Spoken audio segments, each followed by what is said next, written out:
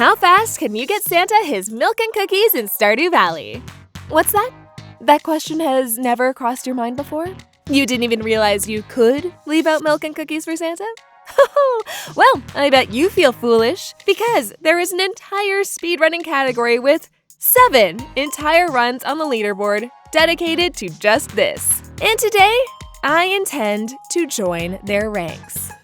This is Milk and Cookies %.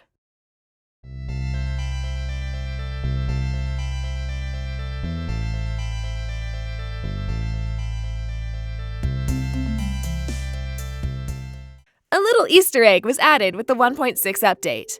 Now, if you leave milk and cookies out on a table on Winter 24 and then go to sleep, in the morning, they'll be replaced with presents. Thank you, Santa! Naturally, with any obscure Easter egg, people started speedrunning it. I was particularly drawn to this category as the rule specifically bans buying the milk or cookies from the traveling cart, which I am very happy to abide by because I hate RNG-heavy runs. I am looking at you, Crafts Room! I start my journey by watching the other runs and making some notes. After a couple videos, I come up with this basic route. Play as a male character, boo, because your mom will eventually mail you cookies, straight up solving half the problem before the timer even starts. Immediately after loading into your farm, sleep all the way to winter. Farm winter forage on the beach to bankroll you for the rest of the route. Then sell your forage to Pierre and get Robin to build you a barn. Buy a cow, bucket, and hay from Marnie. Milk the cow, place the milk and cookies out on a table, sleep until Winter 25, collect your presents, and stop the timer. Sounds easy, right? Almost as easy as clicking that subscribe button and leaving a comment. Sorry, I know, but I'm a small channel and your interactions mean a lot to me. That's it, back to the run. For my first attempt, I decide to use the beach farm, thinking that I might be able to score some coffee from the supply crates on my run down to the beach. As far as settings go, you want to start with extra cabins. Not because you have any friends, but because you actually need 2 tables to put both the milk and the cookies out on, and this way I can just steal one. However, the single most important setting to turn on is legacy randomization. Without it, this run basically doesn't work. It makes things like winter foraging follow the old predictable patterns again. With all this set up, I was finally ready to hop in. The first issue is realizing how incredibly long it is going to take to sleep all the way to winter. Do you all remember when I complained about having to sleep to the Egg Festival for Talk to Everyone %? That took just over a minute. This takes 7.5. I failed to find coffee on my way down to the beach, but that hardly matters because I kind of just arrived thinking that I would figure out the forage farming when I got here. Turns out, that was not the case. I had seen a lot of videos of people forage farming before and kind of thought I had just absorbed that information through osmosis. I had not. So after flailing about like a confused archaeologist for a while, I decide to go searching for answers in the one space I know always has my back, the Stardew Valley speedrunning Discord. And of course, I quickly find a link to a video that explains the concept behind winter forage farming very nicely. It's a little bit more complicated than I thought, but I slowly start to piece it out. When you're using legacy randomization, the placement of winter forage isn't actually random. It follows a fixed pattern. Once you find the starting tile, you can just hoe along that pattern and every tile will reward you with winter forage. Once you hit the water, you jump back to the start and you do a second row. You can normally fit 9 or 10 spaces in a row before you run out of room, but once you get close to Elliot's hut, the pattern gets all wonky and you kind of just have to memorize which spaces come next. I don't know, I made myself a handy little chart to keep it up on my second monitor while I was running. That was the only way I ever got through this. With this information in hand, I get started setting up my second attempt, certain that it's gonna go better this time.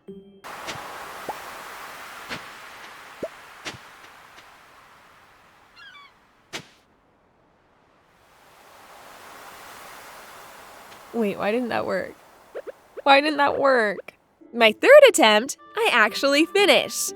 The foraging goes all wrong again. It takes me so long to make my way through the entire beach that Pierre and Robin's is closed before I manage to get all the forage I need. So I decide to just pass out and warp back to the farm. I sleep another day because I know Robin has jazzercise on Tuesdays, so I go back to foraging on the 3rd. Once I have all the forage I need, I head up to Pierre's to sell it and... Oh my... Okay, so we sleep another day, and then we sell to Pierre and get ramen to build our barn. I buy a cow, put my goodies out, and Santa comes because I've been a very good girl despite all of my struggles. 30 minutes is so incredibly bad. Out of 7 runs, that would put me in 8th. Okay, I just keep messing up the foraging pattern. I'm referring back to the video, I'm checking my beautiful perfect diagram, and somehow I am still struggling.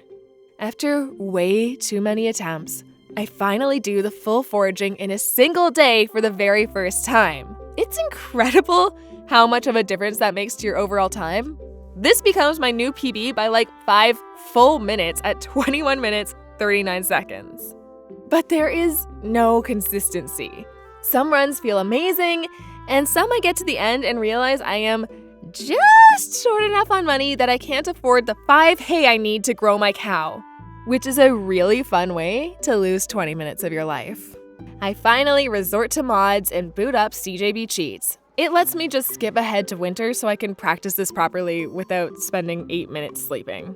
So I practice, and practice, and practice, and practice, and eventually start to figure it out. So the next run, I'm going to crush, right? Actually, I kinda do. This run just works. The foraging is good, the menuing is clean, I am absolutely rocking this. And I end up with a time of 1947. That puts me in 3rd place. And I could walk away here. A sane person would. 3rd place is extremely respectable, even if there are only 7 other people on the board. But something is still bothering me. The 1st and 2nd place times are still so much faster than this. And I just need to figure out what they are doing differently than me. So I go back and I look at the 1st place run and I realize they're using a completely different foraging technique. So I'm back in modded Stardew and learning an entirely new system from scratch. Here it is, kids. Forget everything we've learned before. For this version, we start here on this tile in the middle of the beach. Just like before, you do a chest horsey move, 1 tile up, 2 over, but now we only farm 5 tiles before starting the next row. And the 2nd row doesn't start directly on top of the 1st one like we did before. Instead, we do a slightly different horsey chest move and move 2 up and 1 over from your starting tile. Hoe the 5 tiles for this row, and then your 3rd row starts right on top of your 1st. From there, you just alternate back and forth starting from each of your 2 starting columns all the way up the beach. If you keep going, eventually you'll hit a point where you can only fit 4 tiles before you hit the edge of the map. At this point, you shift back 1 tile and do a row of 6 instead. Then for the row after that, you're only going to be able to fit in 3, but you can make up the last 2 by hoeing this tile and this tile. Why? I don't know. Magic. Here's a diagram. After that, if you want to keep going, which you will need to for this run, you start a new section at this tile.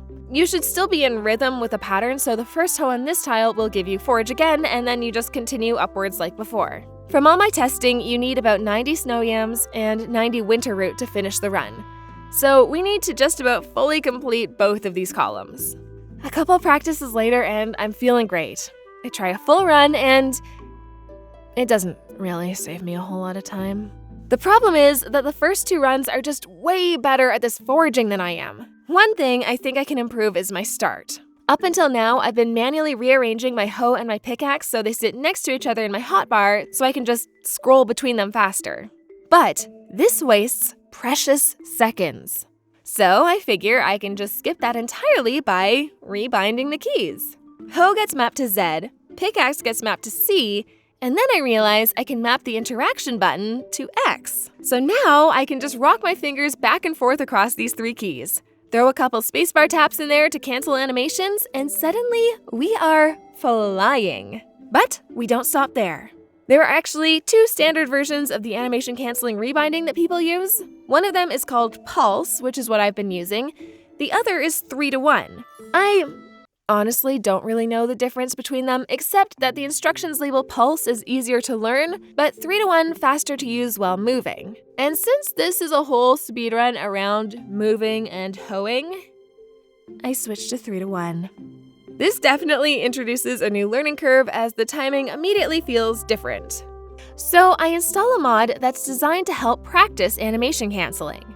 It allows me to see exactly when you're supposed to hit your animation cancel button, and finally, it starts to click. I jump back in one last time, and I am having the run of my life. Look at me, Mom! I'm hoeing it up like I was born for this! It's going good. It's going good. It's going really good! And we're out of here! Foraging complete! That alone feels like I have finished the run. I scamper up to Pierre's and sell my treasures. Then I dash to Robin's, buy the materials, and build my barn. When I pass out, the time has never looked better. I buy my cow, my bucket, my hay, and we are all good. Nothing can stop me. I race back home and fall asleep in my barn. 1 day passes, 2, 3. My cow grows, I milk her, place it gingerly on the table, and sleep. Now I am simply an impatient child waiting for Santa to come. The days crawl by, but eventually, Christmas morning arrives. I throw back the covers, rush out of bed, and it's happened. Santa has come! I eagerly gather my gifts in my pixelated fingers, but the gifts aren't even the best part. No, that's the timer. 19:18. Almost 30 full seconds off of my previous PB.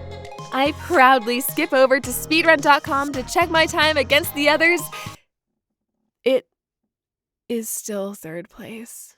Son of a bit!